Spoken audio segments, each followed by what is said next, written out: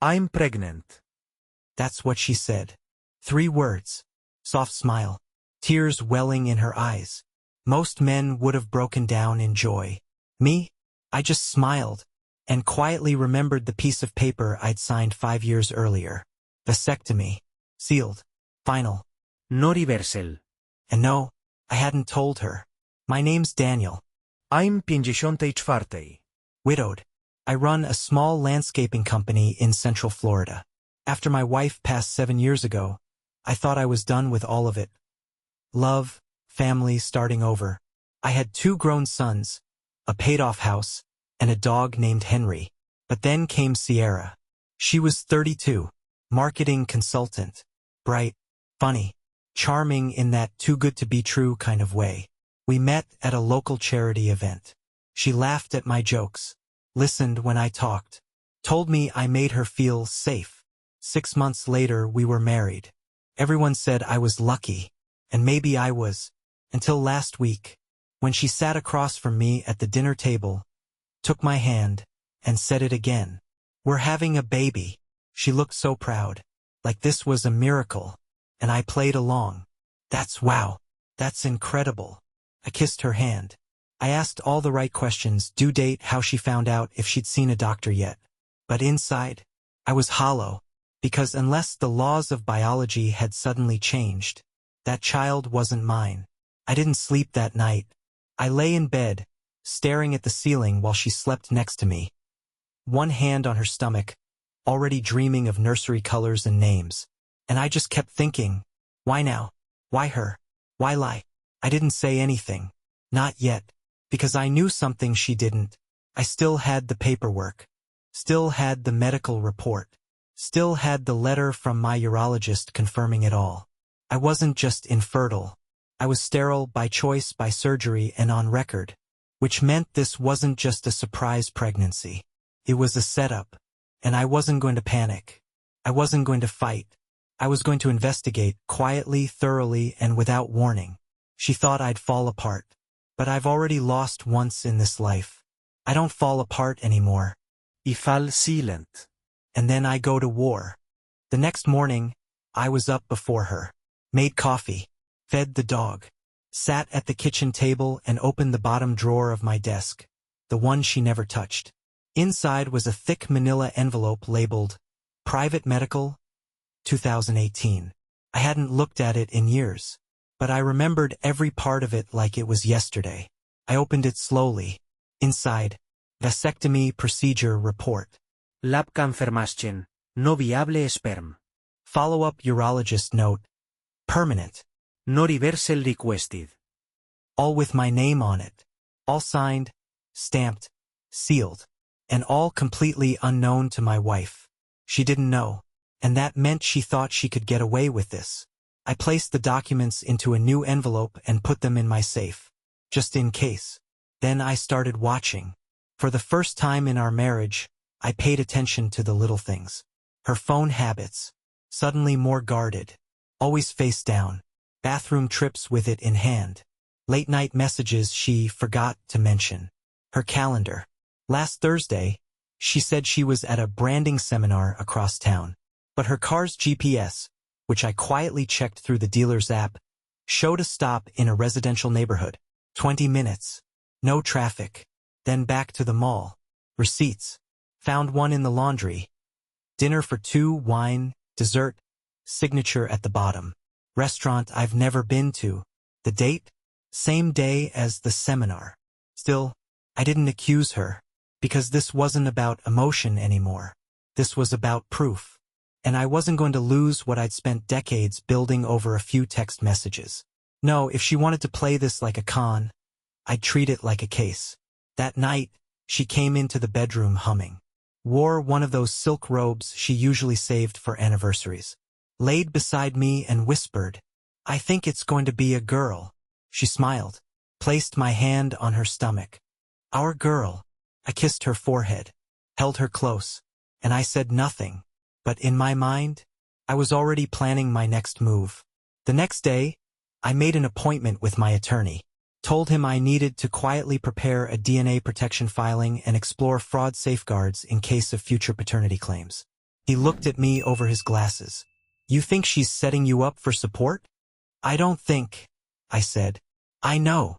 Before I left, I asked one last question. Can a woman list a man as the father, even if he medically can't be? He nodded slowly. Absolutely. Happens all the time. Courts don't ask for proof unless someone challenges it. And most men never do. That was it. That was the plan. She wasn't trying to trap me with love. She was trying to trap me legally, financially, permanently. But there was one thing she didn't count on. I kept everything, and I forget nothing. She thought she'd found a way to lock me in. She was about to find out. I already had the key to get out. I didn't have to guess who the father was. I just had to follow the patterns. 2 days later, Sierra said she had a doctor's appointment. Prenatal stuff, she smiled. Told me not to wait up. Said she'd grab lunch with a coworker after. So I smiled too. Then I checked her calendar the second she left. There it was, blocked out in pink. OBGYN plus Starbucks catch up with Jamie. Goo. Except Jamie, her supposed friend from marketing, had moved to Colorado in January. I checked the car tracker again this time. I set it to alert me when the vehicle moved. She wasn't heading toward her clinic. She drove across town, to the same residential neighborhood I saw last week. Parked. Stayed for over an hour. I saved the address. That night, I waited until she fell asleep, then drove over. Slowly. Headlights off. Windows down. The house was small. Clean. Well kept. No name on the mailbox. But parked in the driveway? A matte black BMW. The license plate? I recognized it. Because 3 months ago, I helped Sierra install a new phone holder in her car. When she logged into her Bluetooth menu, I saw something I never forgot. Raymond's BMW. I asked her who that was. Oh, just a client. He was in the car once for a work trip. Right. Raymond. That's who she was visiting. Not a coworker. Not a girlfriend. Him. I did some digging. Raymond Marcus Keller. 34. Financial analyst. Unmarried. No kids. And here's the kicker. He worked for a firm that specialized in estate planning and trust management. Guess who recently updated her emergency contact and opened a trust? Sierra. I found the emails in her inbox while she was in the shower. Forwarded copies to my burner email. She was trying to shift my assets, house, car, investment dividends, into a child-focused trust, with Raymond listed as trustee. Let me break that down. She was preparing to legally make him the one in control of my money, under the excuse that it was for the child's future. A child that biologically could not be mine. This wasn't just betrayal.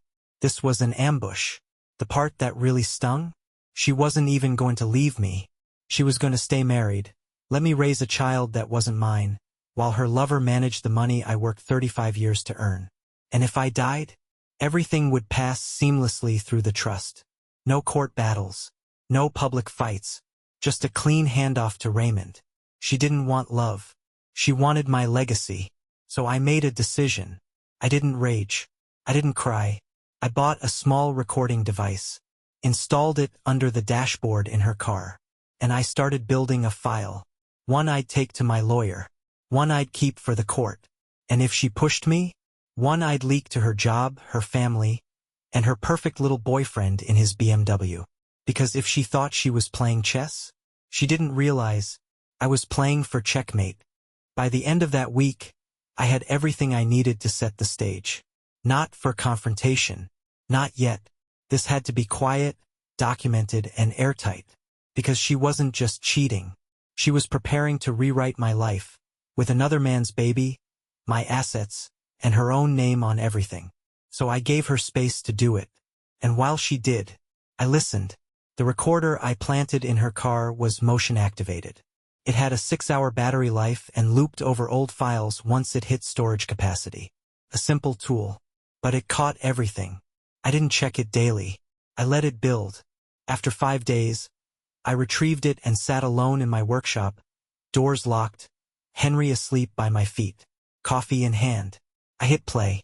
For the first half hour it was harmless, phone calls, music, silence. Then, Around timestamp 2 hours 13 minutes and 44 seconds. Her voice. No, he doesn't know. He's still totally in the dark. Pause. Yeah, we're good. I'm being careful. Besides, legally. Once the trust's in place, it doesn't matter. I froze. Another voice replied, male, lower, confident. You're sure he won't contest paternity? She laughed. Why would he? He still thinks it's his. He actually looked emotional when I told him. That laugh? It wasn't nervous. It was mocking. They talked for 20 more minutes. About baby names. About life after paperwork. About how they'd wait until it was too late for him to back out. And then, once he signs that acknowledgement form, we're done. Worst case, we disappear. But best case? He raises it, funds it, and never knows. Click. Silence. I didn't move for a full minute. That was the moment it became real. She wasn't just manipulating me. She was planning to erase me.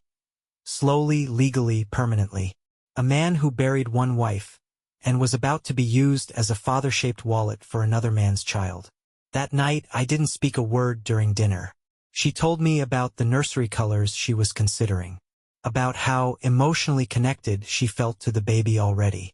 She even placed my hand on her belly again and said, "She's lucky to have you." And I looked her in the eyes. I smiled, and I said, "Yeah, she really is." But inside, I was done smiling. The next day, I went to my lawyer, laid it all out, the vasectomy proof, the GPS logs, the recorder files, the trust documents with Raymond's name, copies of her texts and emails I'd forwarded from her account. He sat back in his chair, folded his arms, and said, "You want war. I want surgical destruction," I replied. "No yelling, no drama, just legal fire." He nodded. We began prepping, a paternity challenge filing, to block legal acknowledgement of the child, a motion to freeze asset transfers pending fraud investigation, and a private investigator to get photos and documentation of her and Raymond together for court leverage. I wasn't playing defense anymore. I was building a case. That evening, she walked into the kitchen holding a folder. "I need you to sign something from the lawyer about future guardianship stuff, just in case anything ever happened to me." She smiled sweetly. I took the folder, didn't open it. "Let me read it after dinner," I said. She nodded, kissed my cheek. "Thank you for trusting me." I smiled again, because what she didn't know, the document was already duplicated. My lawyer had it. Her emails had been flagged. And soon, a judge would too. She thought she had me in check. But the only piece that was trapped was hers. And I was about to knock her king right off the board. That night, after dinner, I sat at my desk and opened the folder Sierra gave me. Inside was a 2-page document titled, "Temporary Guardianship Authorization." It looked simple, harmless, but the details were everything. Section 4 stated that in the event of Sierra's temporary incapacity, all decisions related to the unborn child would transfer to the listed guardian. Guess who was listed? Raymond Keller. Not me. Not the legal husband. Not the man sitting across from her every night pretending he didn't know. Raymond. The worst part? She left a sticky note on the folder. "Just sign here. Love you, yellow heart." I stared at it for a while. Then I placed the folder in a clean manila envelope. No notes. No reaction. Next morning, I dropped it off with Ben, my attorney. "This is the trap," I said. "Now we use it." He smiled coldly. "Now we file." Step 1. Court motion. We submitted a motion for preemptive paternity testing, attached with the medical proof of vasectomy. Requested an emergency block on any third-party guardianship documentation, pending DNA confirmation. The court sealed it within 24 hours, meaning Sierra couldn't even see it until the hearing. Step 2. Bank locks. I pulled all funds from our joint savings into a new trust, with my sons as beneficiaries. Filed an asset protection claim to freeze property changes. She could smile and dream up nursery colors all she wanted. Legally, she already lost. That Friday she came home glowing. She tossed her keys on the counter and said, "Guess what? Raymond said he can help us with the baby fund stuff. He's a financial wizard. I just nodded. That's great. Can you grab the mail? She turned, grabbed the envelopes, froze mid-motion. There it was, the court letter. Subpoena notice for emergency hearing. Paternity challenge. Fraud suspicion. Guardianship manipulation. Her name. My name. Judge's signature. She didn't speak. She just stared at it like it had bitten her. What is this? She finally whispered. I took a long sip of my coffee. You tell me. Her eyes searched my face, like she was trying to find the version of me that would panic, yell, collapse. But I wasn't him anymore. You went through my things. No. I cut her off. I went through your lies. You don't understand. Oh, Ido. I understand everything. It's not what it looks like. I laughed. That one actually got a laugh out of me. Really? Then explain how your baby's father is listed as guardian for something that's legally impossible to be mine. She backed away one step, then two. Silent. For the first time, she had nothing rehearsed. And I didn't need her to speak. I opened the second folder on the table. Set it down in front of her. Photos. Audio-Transkriptions. Emails. Every document, neatly labeled. You had your plan, I said. Here's mine. She stared down at it like it might explode. That night, she didn't sleep in our room. She didn't speak. She sat in the guest room, door shut, phone off. And I let her, because there was still a hearing coming. Still a court date. Still a judge to hear what she tried to do. And Raymond? He was next. Because if Sierra thought I was finished, she hadn't met the part of me that fights with paper, silence, and consequences. Monday morning, 2 days after Sierra opened the subpoena.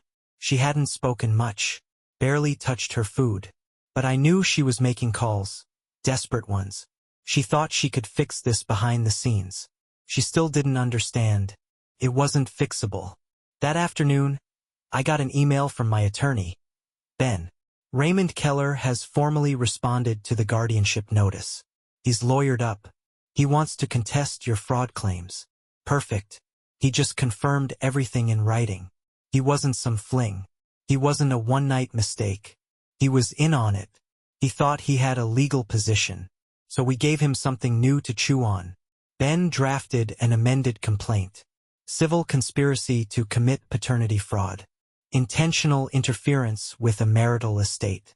Attempted asset diversion via false trust structure. And best of all, we requested discovery. That meant Raymond had to turn over emails, messages, financial records, trust paperwork, proof of financial advice given to Sierra. And if he refused, contempt of court. Game on. That evening, Sierra finally broke the silence. You're blowing this way out of proportion. She stood in the hallway, arms crossed, pretending like this was just a misunderstanding. I didn't think you'd be so cruel. Cruel? Cruel is watching someone smile in your face while plotting to steal your name, your money, and your fatherhood. Cruel is being used as a shield while someone else steps in as the man behind the curtain. I stood up from the couch. You thought I was some tired, old man who just needed company. Daniel, you thought I wouldn't notice. You thought I wouldn't fight. You thought wrong. She swallowed hard. Her voice cracked.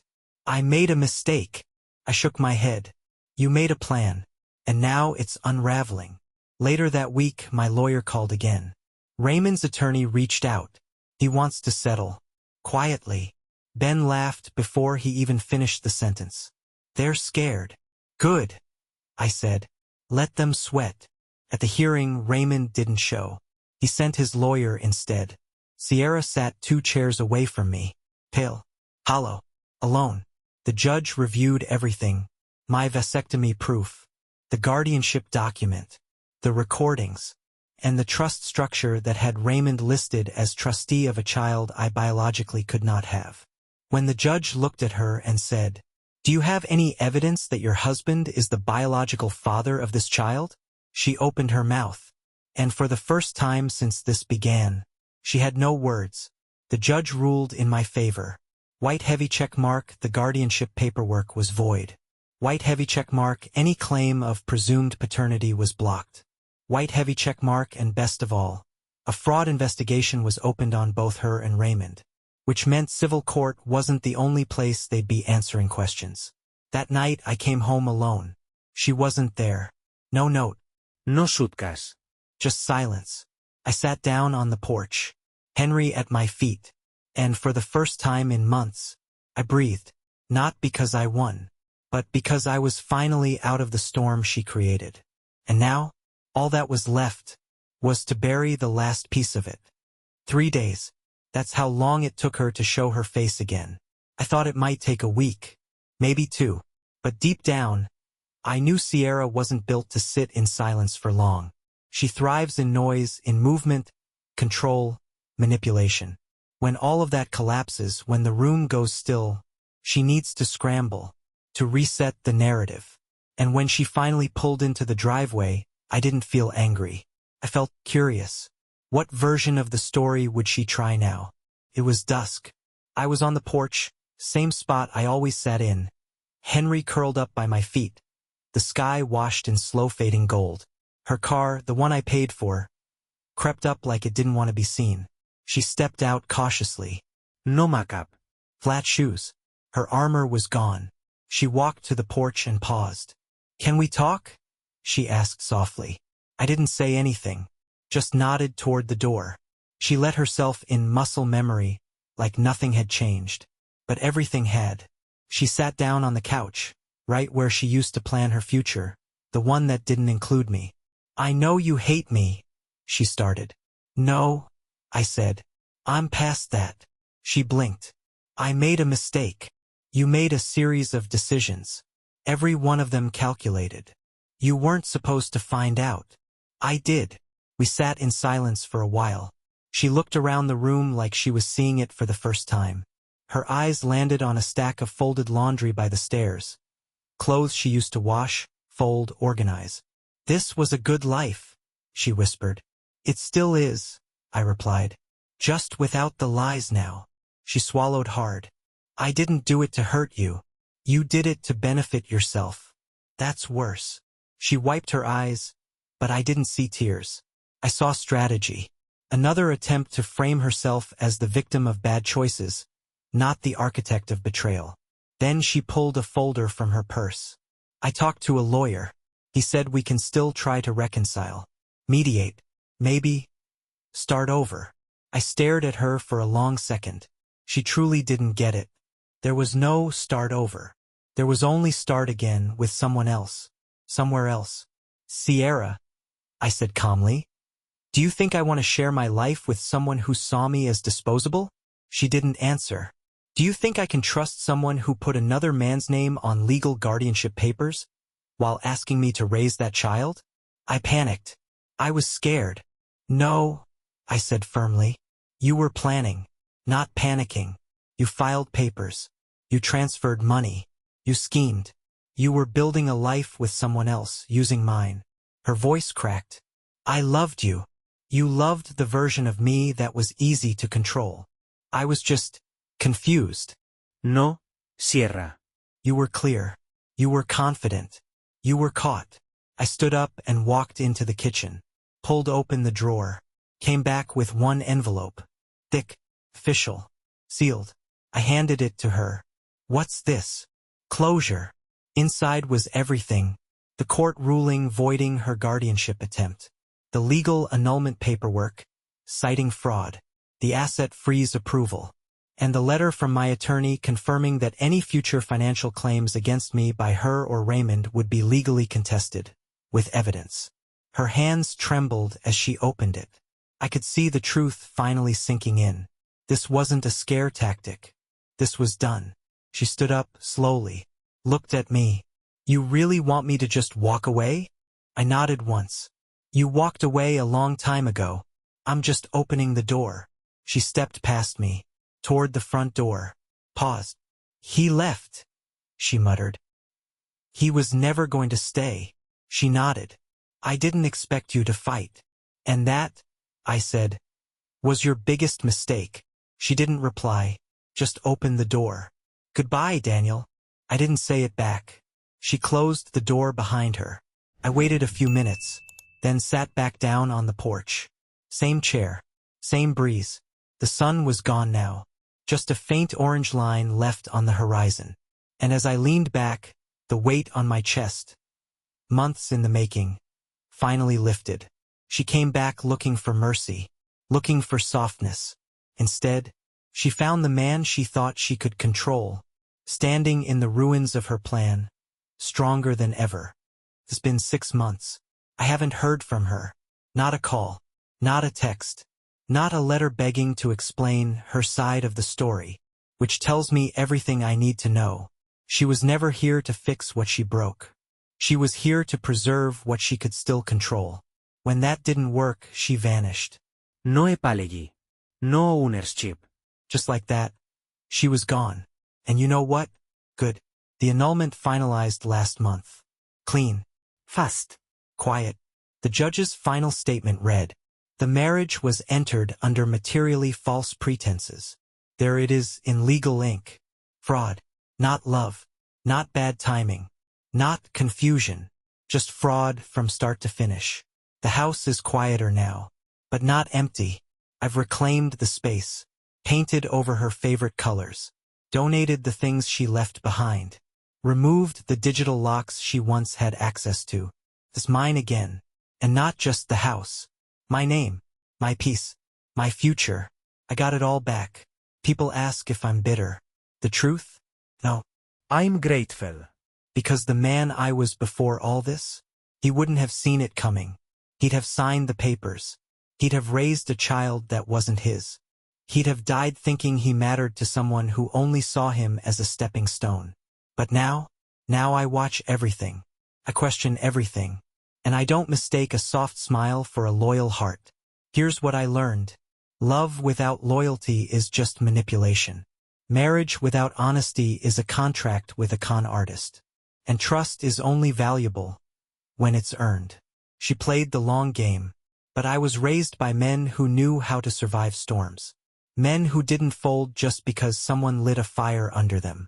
Men who studied, listened, planned, and then responded with facts, not fists. That's who I became. And that's why I won. If you're a man listening to this, maybe you've been through something similar. Maybe you're going through it now. Or maybe you haven't seen the signs yet, but your gut knows something's off. Listen to it. Don't wait until you're holding someone else's baby, paying someone else's bills, living someone else's lie. Check everything. Trust slowly. And if you have to walk away, walk like a man who knows what he's worth. Because no matter how smooth she talks, or how much she cries when she's caught, a good man's legacy is worth more than her performance. Thanks for listening. More stories like this every week. Because sometimes, the only way to heal is to hear the truth spoken out loud.